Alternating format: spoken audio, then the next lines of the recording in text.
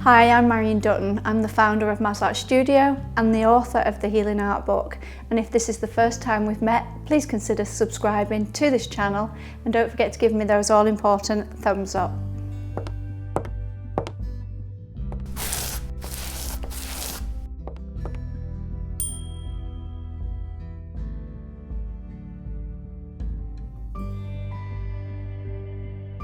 I hope you enjoy watching the upcoming preview. If you're interested in the full-length, real-time version of this painting, please visit my website where you'll be given a full-length tutorial, all the tracings that you need, and a PDF instruction listing all the materials and everything that you need to paint along with me. I'm using a large flat brush and going into yellow. Now a very small amount on the brush. We're going to be working dry on this painting with no medium. So I'm switching to a 1-inch bristle brush. This is a nice stiff brush, and now that I've got everything on there, I want to sort of blend it and make all these colours even.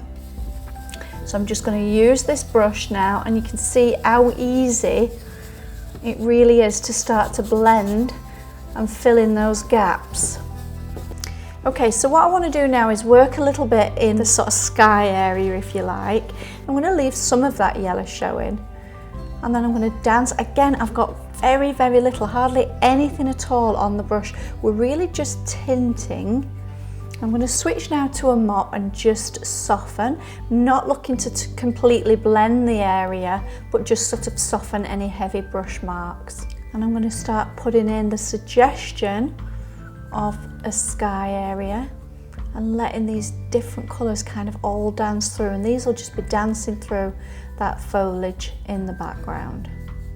And I want to go over the horizon line, if you like, and just get a little established area for the grass.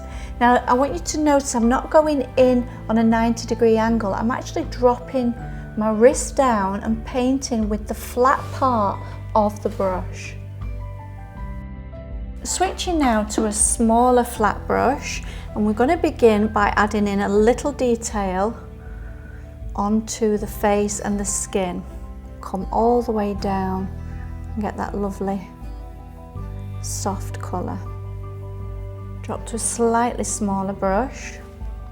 And the front area of the neck, again looking at that reference photo, you can really see where the light is. Now again, I don't want to get rid of the yellow. I'm actually kind of just picking out where the brighter lights are. Okay, we will come back and revisit the skin area, but for now let's give us a good starting point. So we'll put the hat on. I'm adding a little hint of a shadow, and we'll do detail on this hat. Now, like we did with the sky earlier, I'm not looking to cover all of that yellow. So I'll switch to the Dome Blender now to just lightly soften those brush marks in. Now it is darker at the bottom of each of these panels, so I'm going to get the bottom area in first, and then as my brush runs out of paint, we can do the top part. Moving to the wheel now, you really do need to pay attention to the reference so that you can see where the darks and the lights are. And keeping that brush right on the chiseled edge so that you're able to get some of that wood texture.